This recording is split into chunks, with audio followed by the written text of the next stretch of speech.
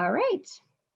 My name is Susan Schuler, and I am so happy to be having so many people interested in compost and wanting to do backyard composting. Since COVID has fallen upon us, it is incredible, the interest of gardening, things you can do at home, local self-reliance, all sorts of things that we can do at home, and compost is one of those. And we are here to help answer your questions. My name is Susan Schuler, and Karen Fig is also here, our Executive Director for Recycling Connections. We're going to go through a program. It'll take about 45 minutes, 50 minutes, and then we're going to be answering questions at the end. You can put the questions into the chat box throughout the program, and then we'll get to that for discussion. My background is in biology and chemistry. I have a master's degree in environmental education, and I've been a composter for over 20 years. And now I do very active backyard composting. And so I hope you have lots of tips you can walk away with today and use in your own home. So what to expect tonight? I'm going to talk a little bit about the background of waste and recycling here in the United States, the growing interest we're seeing in compost, 4 basic components of composting, and then we'll go into some troubleshooting tips. So what happens or how to adjust if something's not working for you. And then I'll leave you with a few additional resources that you can look into for more information. So let's first see what level of composting is in our audience tonight. We're going to launch a poll here, and I see Karen, you've got a lot of people both being admitted, but if you can administer the first polling, it has 2 questions, and I'm curious about how much you compost in the ways you compost. So.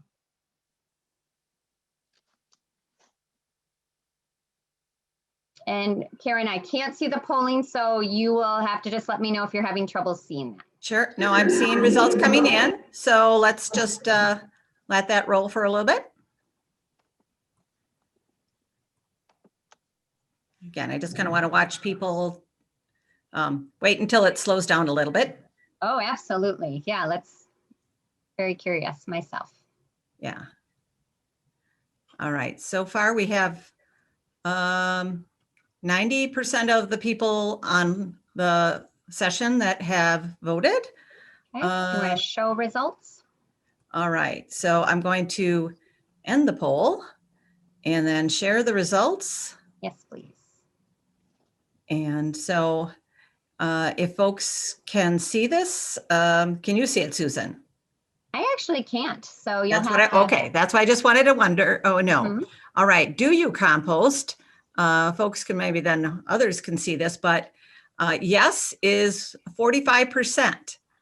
And for backyard composting, okay, 3% local drop-off site, 4% curbside pickup service, 5% yes other, including vermicomposting and bokashi, and 43% no, not yet.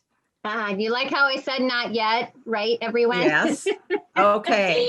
And then, so okay, if you don't compost, and that's okay. Right. It's kind of hard to get started. People get a little nervous about getting started and what to do when they run into a roadblock or something's not working for them. And that's why people are here. And then rate your level of experience. So the beginner is 53%. So even though many do compost, most of them feel they're at a beginner level. 28% are at novice, 5% expert, and the 14% I don't compost.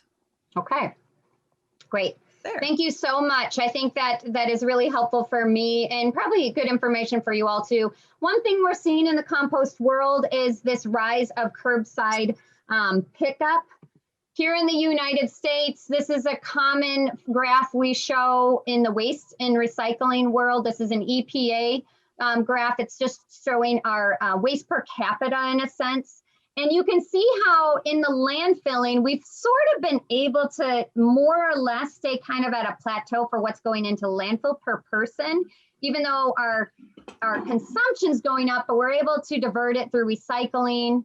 some composting that's mostly your municipality picking up your leaves and in your backyard materials like that. That's common in municipalities and communities. And some combustion to energy resource and recovery. But what I want to draw attention here is this little corner here. When we zoom in on it, it's the rise of interest and of composting and diverting food waste around the country. And so we're seeing this next sort of frontier in waste and recycling is really in recycling food waste, of how to capture that. Yes, we're taking yard trimmings and continuing those collection programs, but food compost is a new one. And so you're going to see more curbside services. You're going to see more communities putting out their diversion rates to try to get the food that's going into landfill utilized into something useful, like compost, and put into it. We're trying to capture that. About 25 to 40% of the material going into the landfill is wasted and put in landfill. We can get that, if we can reclaim that in an efficient manner, then we can keep those out of the landfill and turn it into a useful product. There's a huge, I did say that 25 to 40%, because there's a huge variance of how people calculate that and such. So, and that's where that comes from. So why do we compost? I think this is the first step you need to do in your backyard compost. You need to understand why you're doing it and how active you want to be in composting. When you think about the many, many, many different benefits they have, but each of these are going to determine sort of how active you're going to compost or not. If you want the finished compost product, then you are going to be more active in your compost. If you're really doing this just because you want a place to put food scraps and you're not necessarily going to use that finished product, well, then you don't necessarily need to be that active in turning it and monitoring it as much as the composter that wants that finished product quicker. The graphic that you're seeing on this page is coming out of the Institute for Local Self-Reliance. I really love this graphic because EPA put out one that's very similar, but they group composting all in one block, where the Institute for Local Self-Reliance is breaking that apart a little bit more to say there's home composting, there's small scale, which we're seeing in some of those drop-off places, there's mid-scale, and there's centralized composting or anaerobic digestion, then mechanical biological mixed waste treatment, which is another method, and then finally taking it to landfill. But let's look at all of these other options that we can do to eliminate the food waste from actually getting into landfill. And if you look at the first top tier, source reduction, edible food rescue, and home composting, that all has to do with you and me. We have control over source reduction by whatever we purchase at the grocery store. We need to make sure we're utilizing that first. Don't put those great fresh strawberries in the back of the refrigerator when you come home from the grocery store. Those will ultimately, if they're not eaten in a couple days, are going to become wasted. So just some certain habits we can do in our own day in life for that. Edible food rescue is another one. So if we're not going to use it, or if we know we're not going to use it, do we have a place that we can have an alternative source where we can feed people if that's possible, or get it to some livestock? That backyard hens is a growing trend right now too. Or if you know some connections to farmers, they'll take some of that material. What we're talking about today then is the focus on home composting. How do we take our food scraps that we are done utilizing from the kitchen and then make it into a useful soil amendment? Karen, if you want to launch the second poll, and I'll be curious for you to all just take a moment to think about the top 3 reasons perhaps that you compost. So as a group, what are some of the top reasons? And it could be all over the board, I'm not sure. I'll be curious to see how that results are, what the results are there. All right, I just posted the second poll. Thanks.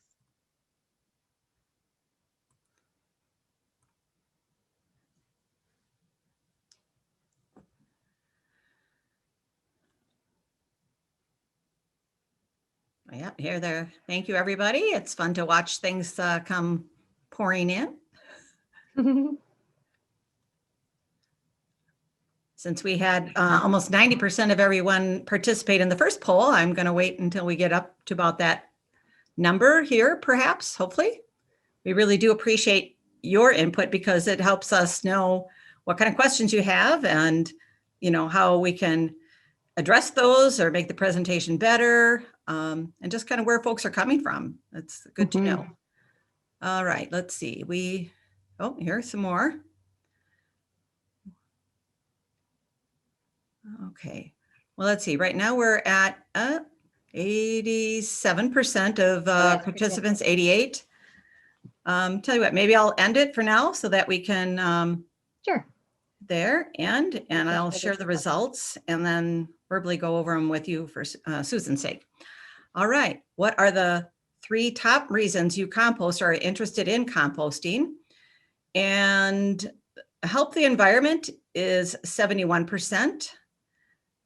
For my garden, increase my soil fertility and water retention is 74%. Wow. Save money from needing to buy compost is 19%. Manage my pet waste is 6%. Reduce impact on climate change is 41%. Increase my self-reliance is 23%. Save burning fuel and hauling material to landfill or other location is 6%. Keep food waste out of the landfill, 66. Okay. Just seems like the right thing to do, 26. And other is a 0. Okay. And so like the top ones seem to be keep food waste out of the landfill, for my garden, and help the environment. So these are important things. When you go into composting, what is your purpose for it? Those that just want to save the landfill space, it's going to be different than someone that wants this finished product for their garden, okay? So keep that in mind as we get into the nitty and gritty here. Just one other statistic coming out of the Institute for Local Self-Reliance. They did a study to find out how much waste the average household produces in a month, and it is around 23 to 83 pounds. It's a huge variance. Mostly because we don't have a whole lot of data on home composting, but also because our households vary in size so much and how we eat and how we use food in our homes. So it's a huge variance, but it's just something to think about or to do yourself. If you take and weigh the amount of food scraps that are going into your compost, at least on a weekly basis, maybe take 1 or 2 weeks and weigh the food that you're taking into your backyard compost, you're going to have a better idea of how to manage that because you're going to know more what's going into your compost because that's going to matter on your management too. So let's get into one thing and let's get one thing very straight here.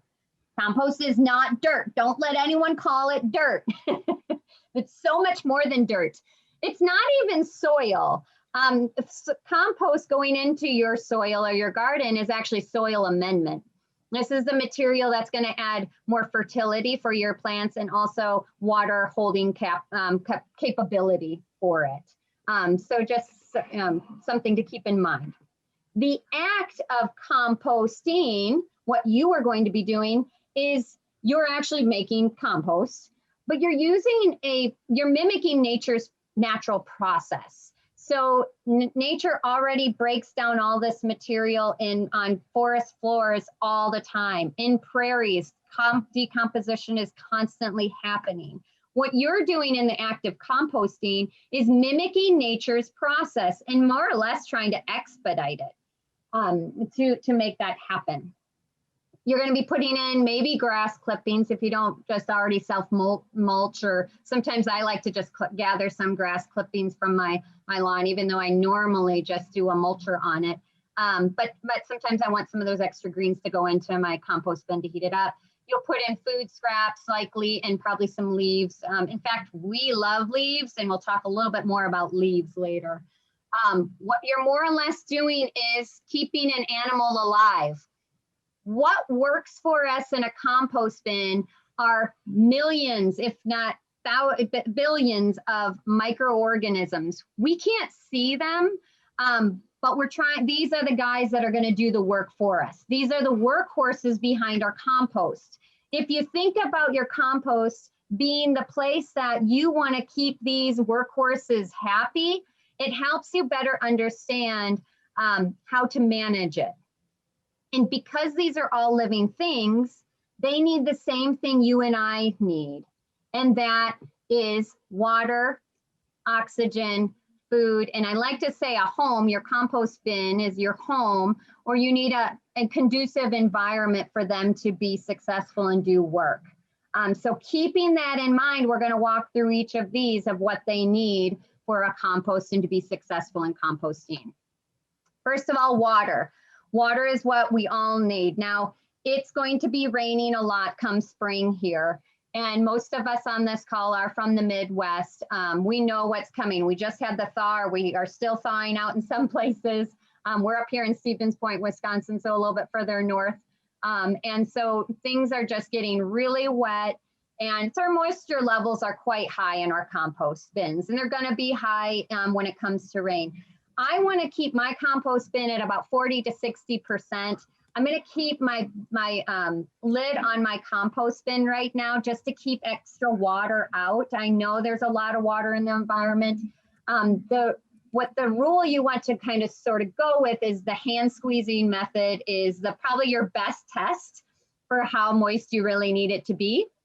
And that is removing some of the top layer of your compost. If you're not too uncomfortable with feeling that compost that's in there, you'll take some of the material and you'll squeeze it in your hand. You can use a garden glove for this if you'd like. And if you see droplets of water out, then you're right on par. You want that. If it's dripping down like you're eating a bunch of watermelon, you've got way too much water in there. So what you want to do is try to help the compost bin dry out a little bit, not totally dry, because you need some of that water in there for these organisms to drink and thrive in. But generally thinking that's how you'd adjust your compost bin by feeling how moist it is. Okay. Next, they need oxygen. And yes, we do have microorganisms that thrive in an anaerobic condition. They do not need oxygen, or they do not like oxygen. They tend to work very slow, and they actually tend to be the ones that we start smelling sulfur or other smelly gases. It does happen that some composts do go anaerobic. You just don't have enough oxygen. So you're attracting those microorganisms that are thriving in a non-oxygenated environment. What you want to do is create more of a conducive environment for those aerobic decomposers, those that love oxygen. They're going to work much faster for you. They decompose materials quicker. And they actually, I say decent smell. This is your earthy smell. This is what spring smells like. So it's going to have a smell to it, but it shouldn't be foul. So if you smell that, then you know you're doing the right thing. You know you've got the right microorganisms in there doing the work for you, and you want to keep those guys happy. So you're going to create that condition for them to do their work in the environment. This is where we add oxygen. This is where you see the pitchfork there. This is where you're going to be turning it a little bit. You're just incorporating some of that oxygen in there so you keep the process of decomposition going. Next, we're going to talk about two different food groups that these microorganisms like. They like greens. They like the fresh scraps from your kitchen. They like it's grass to a certain level. Too much grass can get too much for them. It can overwhelm them. But they need this food, this nitrogen source that we call the greens. Okay, and they all this is eggshells. I usually break up my eggshells. These are coffee grounds. I actually put my filter in. I buy a filter. I know there's coffee makers that also have filter lists, but I have a filter in my coffee maker. I buy the ones that don't have the bleached filters in there. Tea bags can also go in. I tend to take the little paper bag, but that small little tiny staple doesn't bother me. So I just throw that in with it. And so that works just fine too. The second food group they like is carbon, and they need a lot of carbon, browns. So you want to mix 2 to 3 parts of brown materials for every 1 part of green material by volume.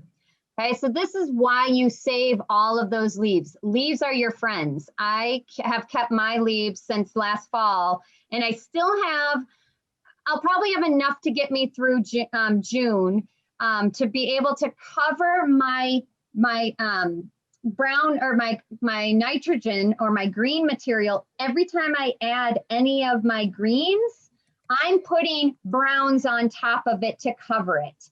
That is going to keep out, in this previous slide, you see that it's open. I don't actually leave the compost bin with material open like this. If you do this, you're just inviting little critters and rodents and stuff to come and just have a wonderful feast.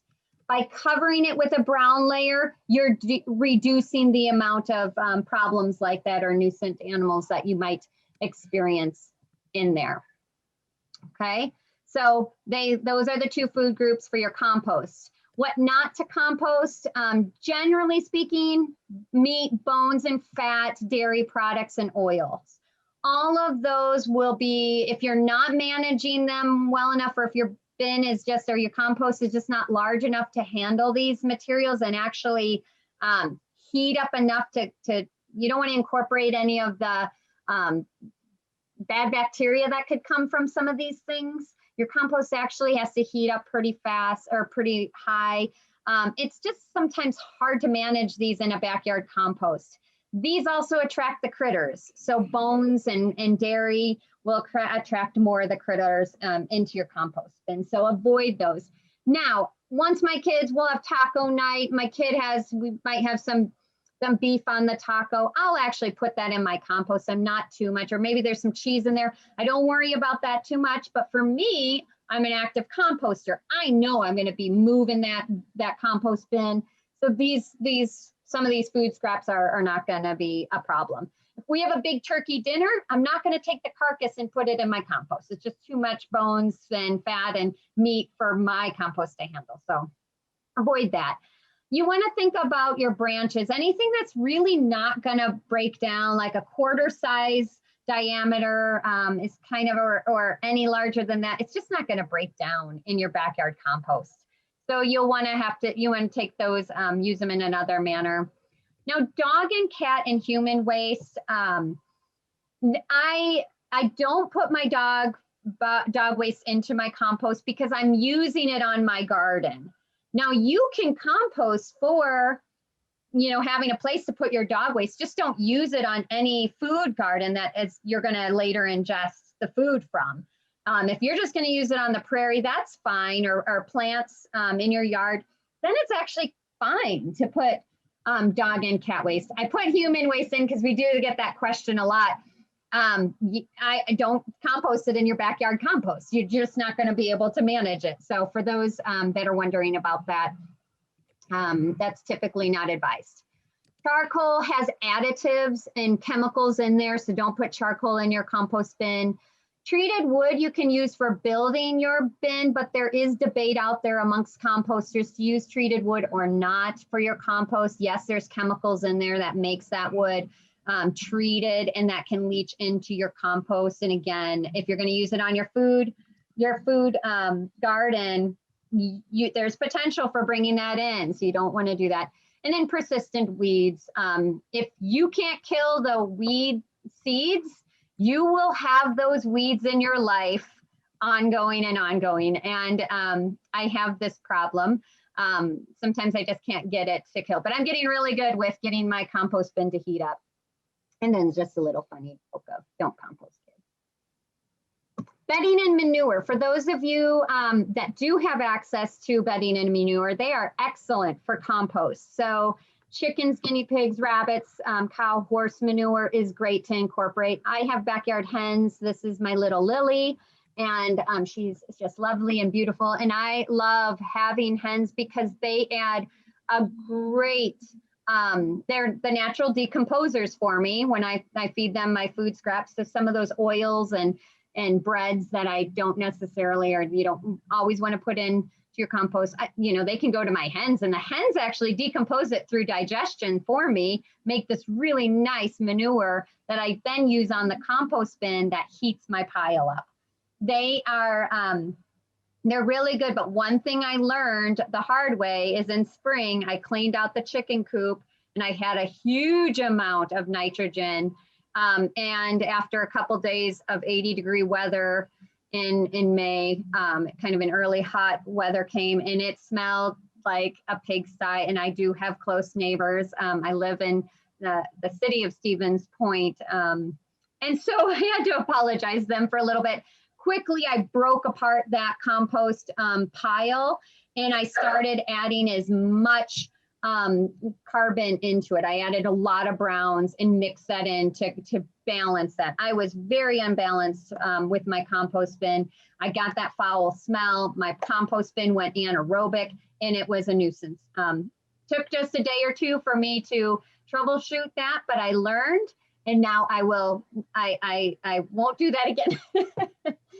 One thing to also keep in mind, anytime you're working in your compost bin, you do want to wear gloves, have good footwear, and also wear a mask and bandana for when you're turning. There are spores that come out of some of the fungal microorganisms that are in your compost bin. You don't want to be ingesting that. So do keep that in mind. Good practice is just wearing a mask or bandana while you're turning your bin, especially if it's kind of in the middle of your decomposition process. Next, we're going to talk about the fourth component, and that's the home that these organisms will live. There's many different ways you can have a compost bin. You can just make a pile on the backyard and you have a compost bin. Now, this is probably not going to make everybody, your neighbors and such, very happy. It attracts pests. It's right out into the open. So any raccoons or any of little rodents will come right in and enjoy. And you're feeding them. It would be deer for my house. The deer would happily, stop at the compost bin if it was looking like this. And also, you're just not going to get the decomposition process, but it will work. And decomposition will happen. Might not just be the ideal situation for you. What you more or less want to do is create a container for them. You're creating the home for these microorganisms to optimize doing work for you. You can do it yourself, and there's lots of prep patterns and plans out on the internet that you can go to. If you're doing a 3-bin system, at least a 2-bin system is recommended if you want a finished product. If you're looking just to divert food waste, a 1-bin is fine, and it's going to do your purpose for composting. You can put it in and leave it. Do-it-yourself bins are great because they're cheap. You can use any resources that are maybe even around. Pallets are used very often in the compost world. They do break down over time, so you do have to do maintenance on it. But again, pallets are free, not difficult to get more. But then it requires some more time and finding the materials, and you might make some mistakes along the way. But definitely very common. I actually do a mix of this. In my yard, I have a few do-it-yourself bins for holding all of my leaves, and then I have purchased bins. So here are the purchased, there's many purchased bins out on the market. You can go to any hardware store and they have them. They are going to be more expensive. And here's some options. We actually sell the one that you see. This is the home composter. I'll talk a little bit more about that because it's our recommended bin. This is I think it's a geo bin, and it's really just a containment for holding leaves and sticks and brown material. And then there's tumbler systems, and they're really sexy and they're really attractive. But our experience from many, I guess it's 3 decades we've been doing this, tumblers are notorious for breaking down or getting too much material in them. They don't last as long. They have a few more kind of moving parts that tend to break. We're not big fans, and they're also not attached to the ground where you're going to get the natural microbial activity coming in from the earth to do the work for you. So you need to figure out a system of how those microorganisms are going to come into that system. There's just more work in a sense for that, and they seem to be easier, but in the end, they actually, depending on your purpose, again, they might not be your best option, and they are the most expensive choice out there. So next you'll look at where you're going to place this bin. Do be conscious of your neighbors. You know, you don't want them too close to the next door neighbors. We get a question a lot, sunny area or shade area. And it really doesn't matter, because what you're looking at is the conditions that are going to keep your microorganisms happy. It can go in a sunny area and you'll be fine, but you'll need to water that bin more often. It can go in the shade, but it might not, you might need to incorporate more air, or like just try to keep it so it doesn't get too moist all the time. So it doesn't tend to matter too much, sunny or shade, but if it's in one or the other, then you just need to be conscious of that and manage it appropriately. Convenient. So right now ours, in the middle of winter, it's sort of hard to get to our compost bin. We have to trek out to it. I use snowshoes to just kind of create a path throughout the year that's easy, and batting down all of the snow throughout so we can access it. And it works fine, but you want to think about that. You also don't want it right off of the deck. Now, if you're your outside porch, because you do want it away a little bit, not in where you're going to be entertaining or having folks over. So just kind of away, but not too close to the neighbors, kind of thing. Don't put it right up against the fence, because it will decompose your fence if it's touching the fence. So just one little thing to kind of think about. You may be watering your compost. A lot of people don't realize that, but yes, I water my compost, especially in July and August. I'll be watering my compost because it gets too dry, and you see it needs 40 to 60% moisture right in there. So, and then draining it, good drainage to go out at the bottom. Okay, so how do we do the process of composting? You're going to be layering every single time you add anything in, really. So if you add some food scraps, you're going to be putting browns on top. You always want that cover on your greens, or on your your greens coming in. Okay, so that is just, we call this in the composting world the lasagna layering. If you are a passive composter, you're going to just do this, and yes, decomposition will happen. You're just not going to manage it all that much. So I just mentioned the word passive composting. This is called cold composting as well. This is those of you out there that really are looking to divert food waste to keep it out of the landfill, and you are fine with that being like that. There you go. That's all you need to do. You're layering it and leaving it for the most part. It's low effort.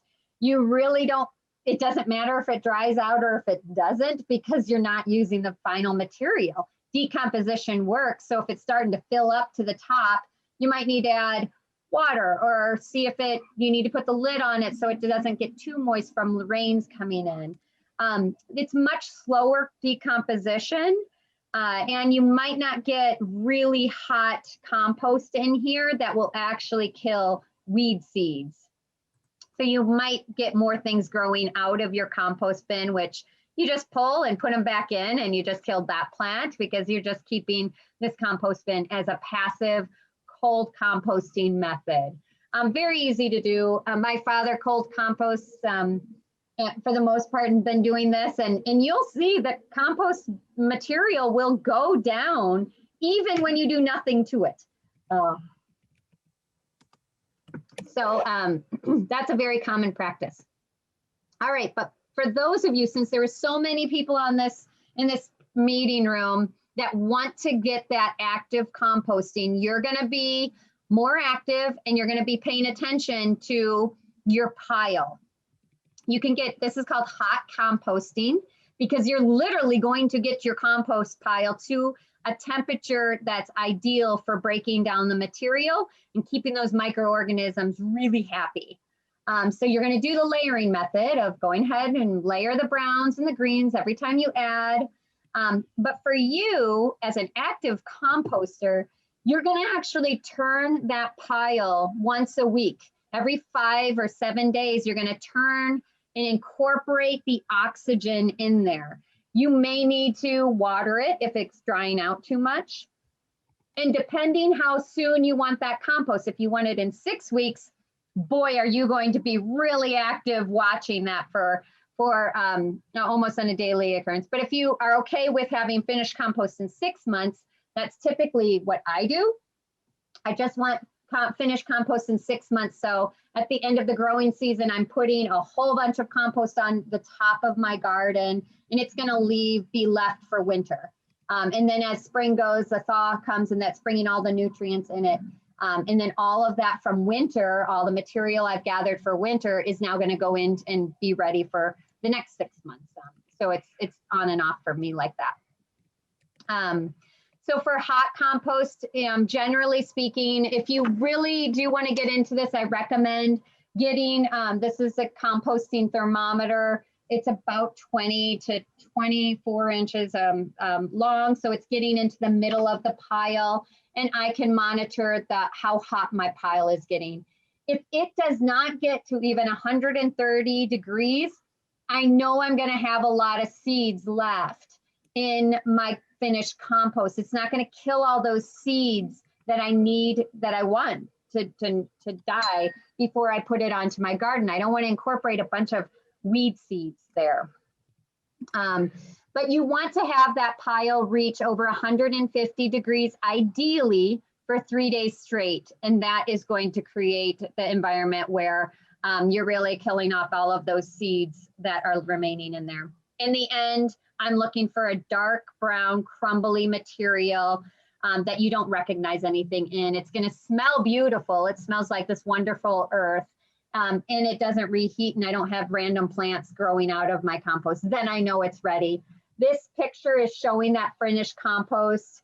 A lot of people will put this through a screen to get the finished crumbly brown. I don't mind some of those materials as long as I don't have seeds in there. But you'll see sometimes not everything breaks down 100%, but that's the soil amendment. That's going to be good texture. That's going to be added to the garden itself. Couple slides on troubleshooting, and then I'll go into some questions.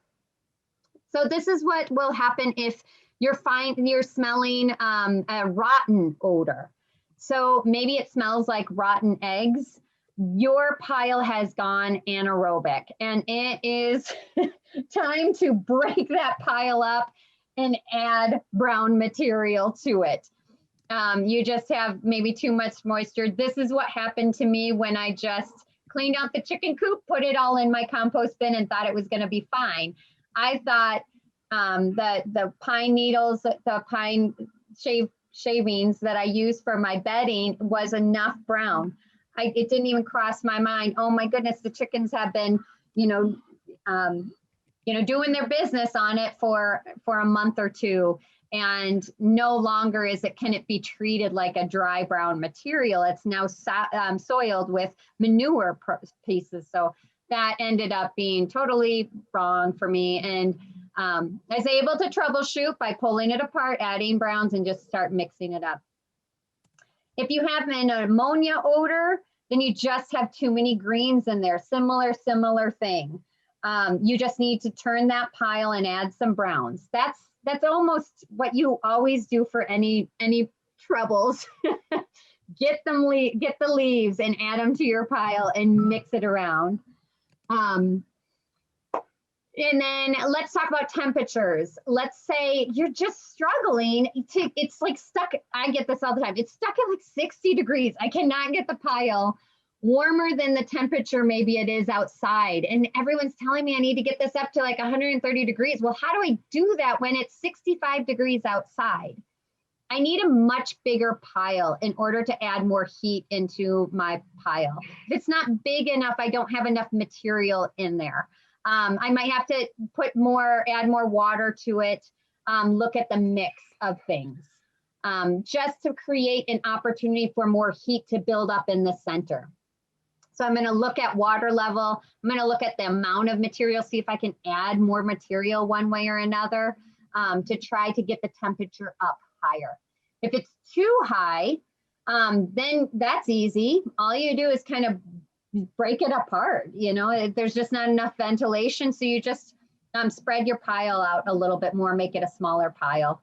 That typically is not the problem that happens in backyard composting. That is going to happen more in a middle scale or larger scale operation, but it could happen in the backyard too. And very easy fix, just make it a smaller pile, break it up into two. So just to reiterate that a little bit more, for composting to actually do good work and a nice steady decomposition, your pile is going to be about 80 to 130 degrees, and you know that composting process is working steadily. You do need to get it up to that 130 degree minimum for 3 days in order to break down all of this, the persistent seeds that you don't want. You want to stop germination from even being possible. That needs to get up to 130 degrees. So if you are an active composter, this is something to pay attention to. But you know, if you're a passive composter, you don't really have to worry too much about these things. All right, and we get a lot of questions about these cutie pies. Raccoons are adorable. Rats, some people think are cute. Insects, we want around, we just don't want them too close to us. If you have any of these problems in your compost bin, you need to make sure you have a lid on it, for instance, and that will keep those bigger critters out. We've had one person who we have found that our compost bins are not bear proof. That is the limiting factor of our bins, we found out. So one of our bins has been taken by a bear. I guess we can't do much about that, but just, you know, having a lid on that will help those types of things. If you have rats or insects, a very common problem is fruit flies. You come in the middle of July and you open your compost bin to add more compost in there, and there's just like fruit fly city. Make sure you cover that. Put an extra layer of brown on top. Always just add browns. Whenever there's problems, add more brown material. You're trying to get any of those smells to just dissipate, so you're not attracting critters like this. And then if you have any troubles, you can also do your try some worm composting called vermicomposting with food scraps. That's a smaller system you could even do right in your sink or under your sink or in a bin in your home. We're not going into vermicomposting that much, but it could be it could be an option for you if you're really just having persistent issues outside composting. It's a way of bringing it a little more inside. Worms exist in our bins, so technically, yes, we're doing some vermicomposting, but outside there's a lot more organisms in our compost piles than just worms. But you should see worms, and worms are great to see in your compost pile. All right. Just for your information, we do sell this compost bin. It is not available in stores. We work with the manufacturer. He only allows it, they only allow it to be distributed through municipalities, schools, nonprofit organizations. It's a wonderful bin. It's the best we have found. We have sold this thing we've offered it to communities for over 20 years now. It's 100% recycled, made in North America. It's a wonderful color, perfect for composting, really high capacity, easy to move. I've had mine for 15 years, very long lasting, keeps the critters out quite good, and it comes with a cookbook. If you are, and some of you I think on this call already have, but if you're interested in purchasing a bin, although I'm all for the do-it-yourself projects for compost, you don't need to do this, but if you live in Milwaukee, Waukesha, or Will County, we are partnering with the city of Milwaukee, Waukesha County Recycling, and Will County Green on a compost pre-order sales right now. You order the bin by Friday is when we're going to be wrapping up these sales, and then pick up is Mother's Day weekend. So if you live in Joliet, your pickup day would be May 7th. If you live in Milwaukee, Waukesha, Naperville, or Moni, there's pickup locations on May 8th for those locations. You can go online to our website. There's more information if you want to get in on this group purchase order. And more or less, we're using group purchasing to get a best pricing on this great bin. And that's what it helps. It also helps our nonprofit organization with our education and outreach and our mission. So with that, and I'm seeing that there's a lot in the chat box, Karen, so I hope you've been answering some of those questions that have come in, but I'm really happy to take them. My information is right there. I'm always available to talk compost, soil amendment, and love to get your questions. There's more information on our website in case we went too fast, or if you wanted to learn more on recyclingconnections.org composting. And we are a nonprofit organization. We operate under contracts and donations. So if you wanted to consider a donation today, of course we would take that. We are a very small nonprofit doing this work because we really just believe in it and want people to compost more. And so that is, but with that. All right. Susan, yeah, maybe you can mute briefly while I'm talking, just so we don't get maybe some feedback. But I was trying to answer a lot of questions during the presentation. It was really great. A lot of wonderful questions, some that you addressed during the session. So I'm going to try and catch some of those that were a little bit different. Here's one. I live at the edge of a marsh. And, oh, I'm sorry. I think we did talk about, never mind, the pests here. Is finished compost balanced, or can it be too high in nitrogen, for instance? Does it need to be pH tested? That's a very good question. Does it need to be pH tested? No. Your pH of your compost, though, will be determined by what you put into it. If you're using a lot of, let's say you had a lot of pine needles and you put pine needles in as your brown material, if you will, you're going to have a very acidic compost bin. But if you're just using a mixture of leaves from more deciduous maples and oaks, you're going to be fine with a good balance of that. I think it's good practice. I actually never have tested my pH in that, but it also depends what plants it's going on. If you're going to be putting this on blueberry plants, then yeah, you probably need it a little more acidic on materials, and it might matter more for that kind of plant. But think about your application on that. But that's a very good question. Personally, I haven't done pH testing, but if you do have a strange balance or strange things you're putting in that you're not sure, not bad to do at all. One general kind of question that came up a lot, and yet maybe you still, I kind of addressed it, but maybe you can address a little bit more, is the concern about running out of carbon or more sources of carbon.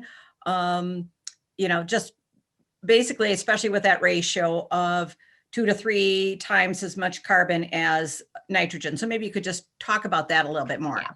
I didn't talk about the straw or the hay, and I saw a question came in about is straw okay to put in? Yeah, straw or hay is fine to add to your compost. Hay is going to have a little bit more of those seeds that are going to be persistent that that you might have to consider. It's still fine, and straw is a little bit better, but it's more expensive.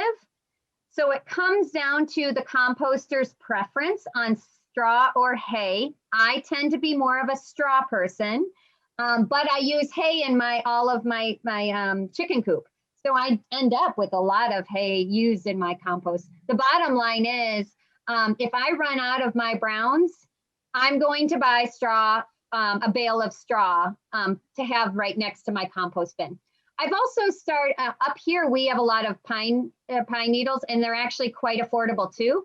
So sometimes I buy pine shavings as well as my carbon, as long as it's fine enough shredded. If the company has done a fine enough job for that, and so it's an animal bedding is what it is, and I use that too, and that works great. It's sawdust you can use as well if you have a source of sawdust. Wonderful. You just have to make sure you're mixing it a little bit more, because sawdust can clump up a little bit more. Might not add that oxygen into your bin like you want it. Sure.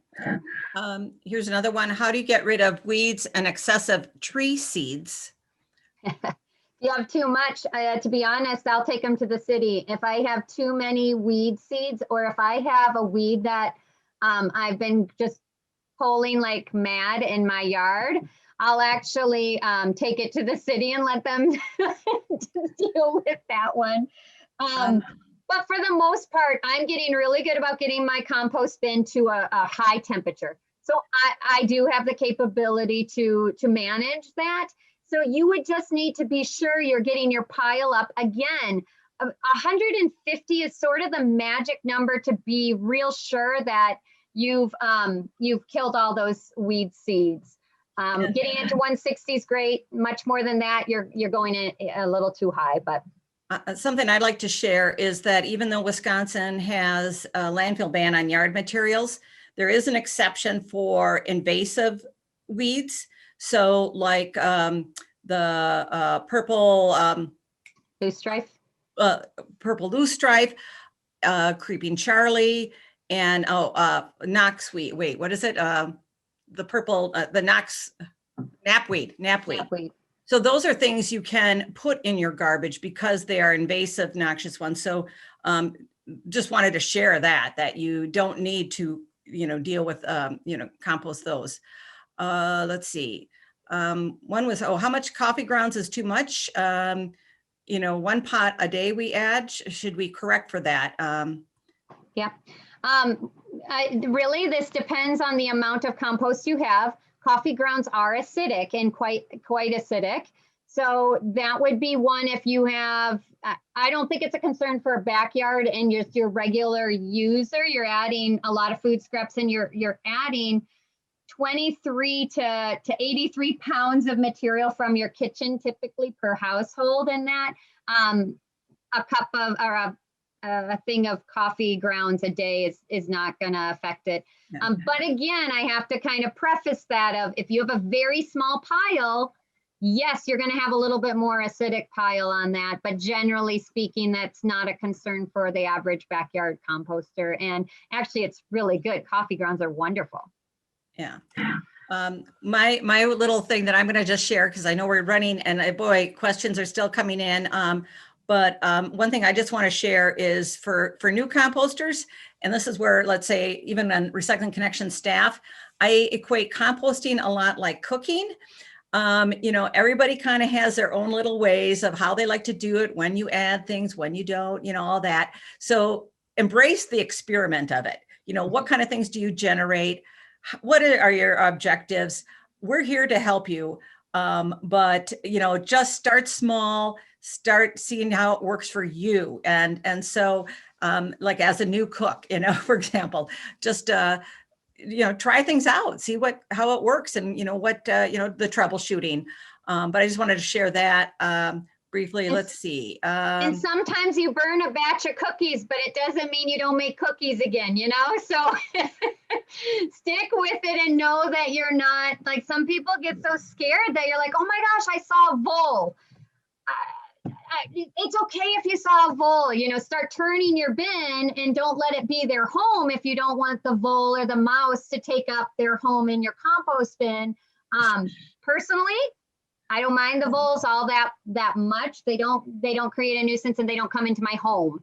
But to eliminate that, you just kind of troubleshoot and make that a less inviting environment for them by turning it often or watering it or something. There may be one question here that is, I just like to maybe beginning with the end in mind. One person asked, what about winter time? We're just coming off of winter.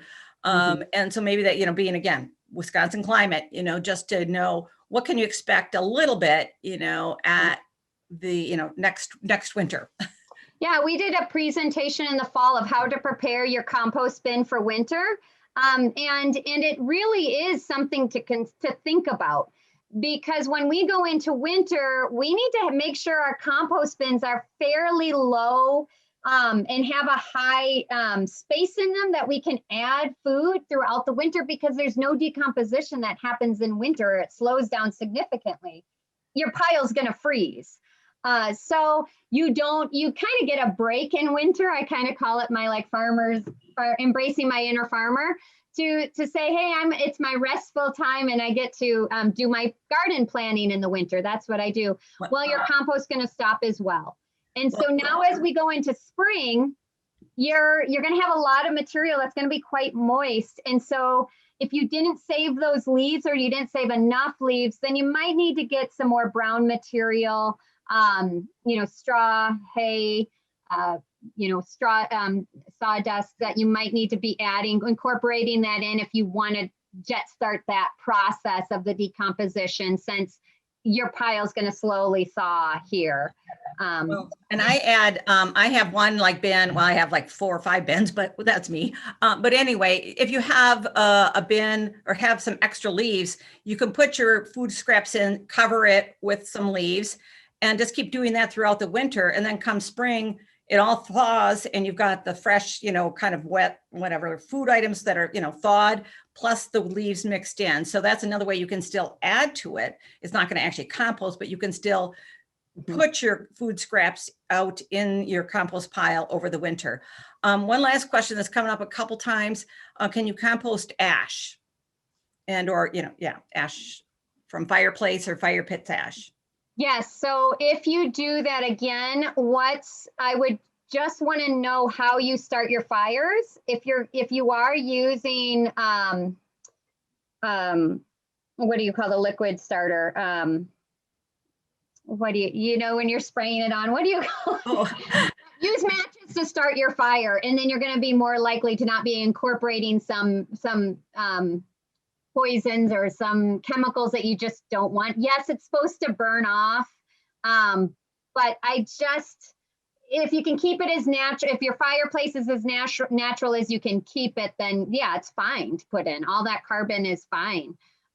If you have big chunks of logs, though, that's not going to break down. So you need to have it in a small enough piece. Karen, do you want to add to that? Yeah, back to like that recipe. At some point, it might be just too much ash. It's very dense, and it just might be just too heavy and not enough air. So, just be careful. Like, don't fill half your bin, with ash, and then put some, your food scraps in, for example. That could just be too much. So that's where the experimentation comes in about how much you have of every part of the material. And you want to keep a balance, always keep a balance. I know we're at 8 o'clock, so if anyone needs to go, please feel free to duck out and leave the meeting. It's fine. We're going to stay on and still take some questions. So if you wanted to stay and listen to the dialogue there and answer some of those questions, but you are not offending us by exiting the meeting and needing to go. We understand that, but we're happy to stay on to answer questions for others that want to stay. And some asked that, we will have, I think minimally, the PowerPoint available on our website. We tend to have things available on our website anyway. So that is something else that, other resources that you can get to other times, than listening to this session here. Our website actually has a similar presentation with a lot of this information on there. So we might not have this exact presentation, but you'll be able to get that information at recyclingconnections.org at Compost.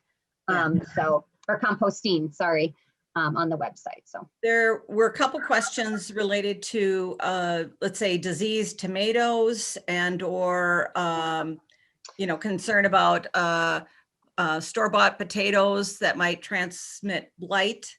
So just some of those and this also kind of goes with any diseased plants, but in this case, tomatoes.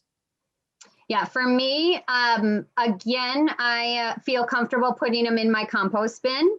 I know my compost bin is going to get a high enough temperature for killing some of those nuisance pathogens that might, I don't know if I want to call it pathogens completely, but for some of those, you do need to even get higher than 150 though. But if it is a lot, then you're concerned or you're worried about it, then don't put it in. For me, I feel comfortable taking some of those tomato plants that did have some of the blight.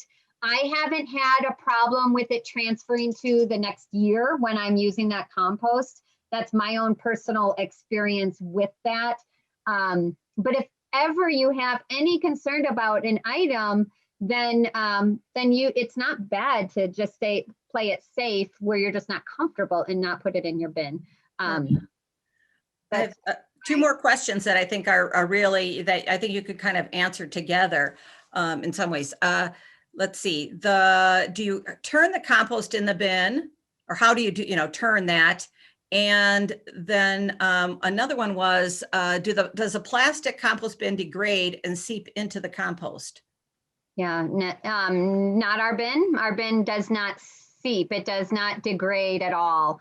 So there's no a long time, 15, 20 years. It has not, that it just, no, it's plastic, very, very durable for at least the bin that we sell. I can't say that about other bins that are out there, but ours does not have that situation. You asked about the turning, how do you turn it? So there's a few different, depends on your compost bin, your home that you've created for these organisms. If you have a 3-bin system where it's actually open, those are very easy to get your pitchfork in. If you are using one of our bins, the bins actually have clips on the side. There's no moving parts, but they have slider clips. And you just take those slider clips off if you wanted to move the bin and really get into the compost and turn it. But just for aerating it, adding more air into your compost bin, it's a large enough diameter from the circles, the circumference of it, to be able to get in a pitchfork in there to turn it as you go. So you might not be able to get all the way to the bottom, but hopefully you're turning it at least the top foot or two frequently to add that air into it, that it's very easy to access in that way. And the other thing about it, I think you said how you can peel it away, and then I set it up empty next to it and just kind of pitchfork it back in. It almost looks like a cupcake. It kind of stays together. That's another way to turn it. And you'll get information about that in the book. If you buy the bin, there's information in there, a nice little diagram about how other ways you can turn your compost pile using this particular bin. Yeah, there are bins out there that are cone shape. That's the reason why we don't like the cone shape methods, because you can't actually get in there, and it's so hard to maneuver. You almost have to be strong enough to pull the cone up when it's stocked full with compost. We've had problems with that when we were doing the testing for these compost bins. It's just so hard to do that. Whereas, with it being able to flip back, unclip and flip apart, it's like a piece of cake to move. And it's just a design that's just not really out there on the market. But so just a little bit more on that. I saw there's a question about grass clippings. Is grass clippings good? Grass clippings are very good to put into your compost bin. If you put them in green, they're going to add a lot of moisture into your bin and might take out a lot of air. So you might have to turn it for a few days so it doesn't clump up. Mix it really well with the other material that's in there, and it incorporates very well. You don't have to dry it out before you add it. You won't have the moisture problems if you do that. So if you have a way and you are patient enough to dry out the grass before you add it, then sure, that's wonderful. It turns more into a brown material than a green material at that point. So dry grass is the brown, and wet grass is a green, if in a sense, even though it's the same thing, which is kind of interesting in that sense. So, okay, I'm not sure where Karen went. How does 2 or 3 bins even work? Oh, sorry, I'm here yet. Okay, 2 to 3 bins. So when we talk about a 2 or 3 bin system, we're talking about 2 containers as a minimum. So if you are managing your compost and you want a finished product, at some point you can't add any more kitchen scraps into your compost if you want the finished product, because you need the compost to finally do its final curing to be able to use it. So that's why we're recommending 2 or 3 bins if you're using, if you want to be an active composter and want a finished product. 1 bin works fine. Again, it always comes back to, why are you doing this? So for instance, I'll fill up my bin, and once it's full, I'm adding nothing else to it. I'm going to let it sit, and it's called curing. The compost bin will or the compost will cure for a while. Then I have another bin. I'm going to start adding materials like my kitchen scraps are going to start going into that new bin. That's the fresh bin material. So that's going to be all my fresh while this one's curing. That's why you have two bins or 3 bins working together. I hope that answered the question, Laura. Okay, I'm pulling up the questions too, Karen. I don't know. You've been this is the first time I'm looking at all this stuff. Okay.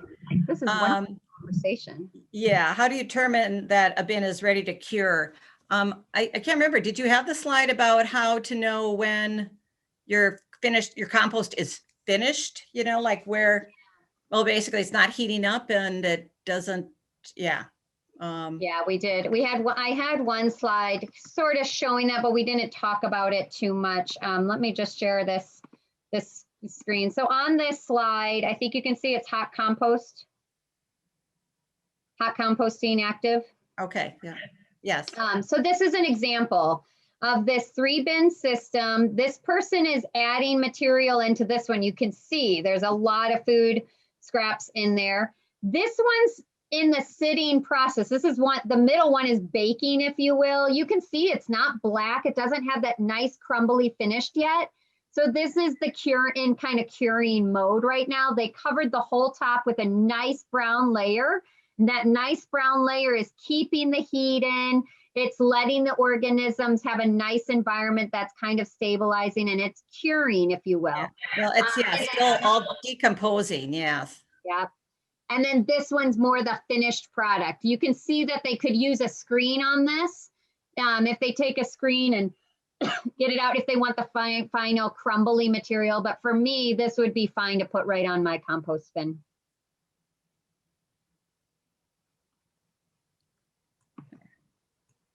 Okay. All right.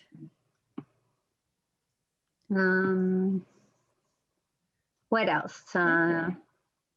Okay, you got that curing one. Yeah, I think this is great. Yeah, good questions. And this is where, again, composting. Oh, here, can I address this one? Sure, I've seen compost piled additives at garden stores. What do those do, if anything? Oh, yeah. That one is save your money. Do not buy it. It's the idea that, maybe it's a gimmick, but the microbes, the workhorses, are already on all this material, and you don't need to add anything. They are already there. And once you do is you give them that home, the water, basically like the food, the air, water, and all that. They are going to be just so happy. And then they start multiplying. Again, all the stuff is already there. You don't need to add anything as a starter. It's just basically a gimmick. I've also had people ask, well, I've got some rotten food in my refrigerator. Should I add that? Yes, because it's already started to kind of break down. It's got those, the fungi and the bacteria all working already. That's, put it right in. So those are things that you don't need to buy any of that. It's really just a gimmick. Once you do as, Susan described, with the starting it, it'll all, it's all there already.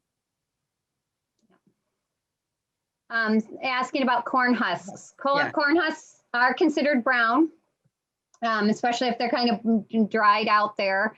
I would consider it brown, I guess I should say. But if I'm shucking my corn in fresh corn, yeah, it's a little on the green side, but I would still consider it more of the brown. I do have corn cobs, and I cannot get those to decompose very good. So I have a lot of cobs that just roll off my compost bin. But I always hope that squirrels just take them away somewhere eventually. And but yeah, the husks would be really good. Just remember the balance. So if you're getting a lot of corn husks and the majority of your pile ends up becoming this monoculture of like one material, remember that's not good. Blending with different materials gives you the better mix of compost. So again, diversifying kind of what's going in there is a good rule to follow there. How much compost ratio should you add to a potted flower plant. I just, I don't know. I just sprinkle on my compost, like a compost around my plants. They're in the potted plant already, and I actually just put the compost in and around it. Is what I do if I'm going to add it to my potted plants at home. Karen, do you do anything like for that? Yeah, again, remembering it's sometimes people say, oh, I grow this right in my compost, but I'd still encourage, not more than half compost, half potted soil. I mean, yeah, it's a soil amendment. So just kind of mixing a little bit of into it, maybe a third, or just top dressing it. That's kind of how I would approach that. Okay. When is an appropriate time to introduce worms so they don't get burned, or is it a concern? Again, I don't add worms. Worms should be naturally in your soil. You shouldn't need to add. I'm assuming this is kind of red wigglers that some people say that you should add, because red wigglers are the most efficient worm for decomposition that's out there. Red wigglers are the ones you use in vermicomposting. But you shouldn't need to add it to your backyard compost, because in the end, the worms will just go into the ground in the soil anyway. And then you're re-adding worms. They're not the sole source of decomposition. It's the microorganisms that are much smaller than worms, which is a macroorganism that's actually doing decomposition. So the microorganisms are the ones that are actually even more effective that you're really wanting to focus on. I wouldn't even add worms to my bin. They're going to be there. They're going to come up from earth because I'm creating this fabulous environment for them to live. And when I take my composter, when I turn my compost off and moving it into a curing process, I don't have it covered inside my bin. It's now going kind of being exposed. And you should see the robins come in. Robins will just come all over my pile because they're looking for those worms in spring. And it's like this beautiful place for robins to be. So the worms are going to be there. You shouldn't need to add them. All right. Well, that was the last question. I want to thank you all for staying on. I hope this is going to help you be more successful with backyard composting and diverting some of that food waste. Little shout out to my mom and dad. I see you joined us today. Nice to see you. And do go ahead and grab some of those compost bins. Friday is the end of that sale, and we'd love to have you try out this bin. We love the compost bin that we offer, and it does help us as an organization as well. So with that, I hope you all have a very nice evening, and thank you so much for joining.